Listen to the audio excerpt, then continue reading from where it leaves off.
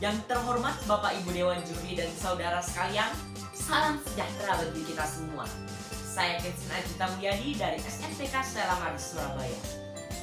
Memperingati hari lahirnya Pancasila, takkan lepas dari sosok pendiri bangsa kita, Bung Karno. Oleh karena itu, pada kesempatan kali ini, saya akan menyampaikan tentang spirit Putra Sang Fajar untuk Indonesia Maju. Saudara-saudaraku, 50 tahun sudah raga sang pendiri bangsa terbaring dalam pangkuan ibu pertiwi. 50 tahun pula spirit sang pendiri bangsa masih tetap hidup dalam sanubari rakyat Indonesia. Putra Sang Fajar tumbuh dengan pola pikir, gagasan, pandangan hidup yang revolusioner, menerobos jauh hingga ke masa depan. Saudara-saudaraku, aku tidak mengatakan bahwa aku menciptakan Pancasila.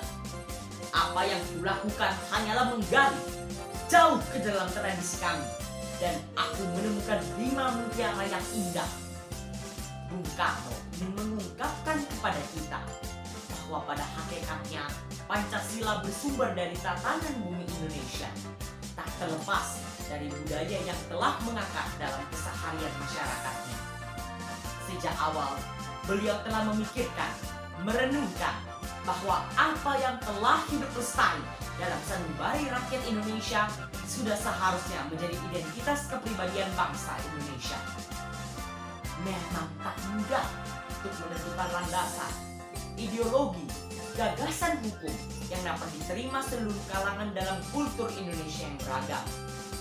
Akan tetapi, seorang Bung Karno melalui refleksi, perenungan bertahun-tahun dalam pengasingan, mampu mengungkapkan prinsip dasar bagi identitas Indonesia merdeka. Sebagai bangsa yang berdaulat, melalui untayan 5 mutiara yang indah, yang kita kenal sebagai Pancasila.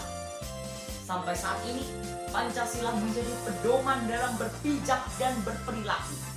Pancasila menjadi ideologi negara yang mempersatukan segala kalangan menjadi satu.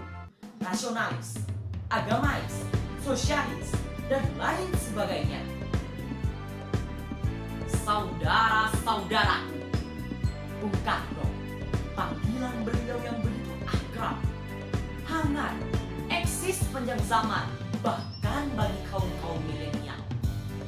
Salah satu bukti bahwa apa yang beliau kumandangkan masih sangat relevan dengan zaman sekarang adalah nilai gotong royong. Hasil survei Badan Amal Dunia pada tahun 2018 membuktikan bahwa Indonesia menempati peringkat pertama sebagai negara paling dermawan sedunia. Hal ini memperlihatkan bahwa jiwa gotong royong hidup di tengah-tengah masyarakat Indonesia. Hal ini membuktikan bahwa jiwa gotong royong sebagai kristalisasi dalam nilai-nilai yang terkandung dalam Pancasila bersifat dinamis, bahkan lebih dinamis dari kekeluargaan. Gotong royong menjadi roh penggerak bangsa untuk mencapai Indonesia merdeka. Gotong royong memperkuat sendi-sendi kehidupan ekonomi, sosial, budaya, dan politik kita. Saudara-saudara, jangan pernah melupakan sejarah. Ini akan membuat dan mengubah siapa diri kita. Bangsa Indonesia ada hari ini tak terlepas dari rangkaian sejarah masa lalu. Untuk itu, sangat penting bagi kita sebagai generasi penerus bangsa untuk memahami secara konkret nilai-nilai yang terkandung dalam Pancasila, agar warisan yang luar biasa ini tak sekadar menjadi wacana, retorika belaka, agar jati diri kita sebagai bangsa dengan semangat gotong royong tak mengendap diterjang masa. Saudara-saudara, saatnya bagi kita untuk mewujudkan karakter gotong royong agar ikatan batin kita semakin menguat hingga solidaritas dan partisipasi setiap elemen warga negara semakin meningkat, terutama saat krisis ekonomi dan kesehatan akibat pandemi COVID-19. Jadikan spirit solidaritas nasional sebagai syarat mutlak untuk menghadapi tantangan pandemi COVID-19. Dengan spirit solidaritas nasional, kita dapat melihat bahwa kepentingan negara jauh lebih besar daripada kepentingan pribadi. Sehingga setiap warga negara dapat dengan sukarela mematuhi protokol kesehatan untuk mencegah penyebaran COVID-19.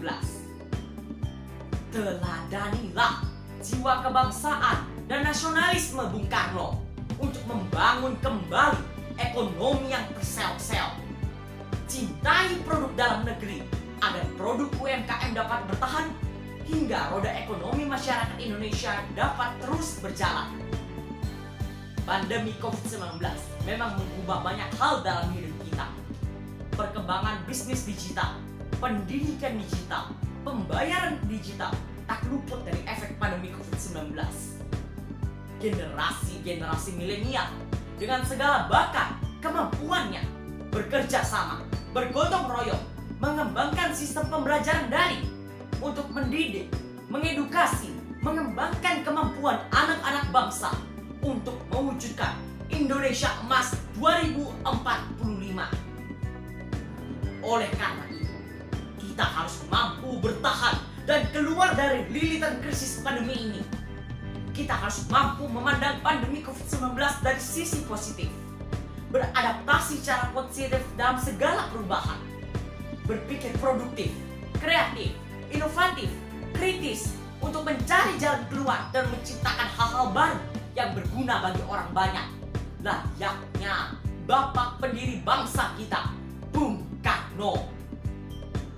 Saudara-saudaraku, mari bersama-sama kita implementasikan nilai gotong royong dalam Pancasila untuk keluar dari lilitan pandemi COVID-19 dan mewujudkan Indonesia maju, makmur, sejahtera, merdeka!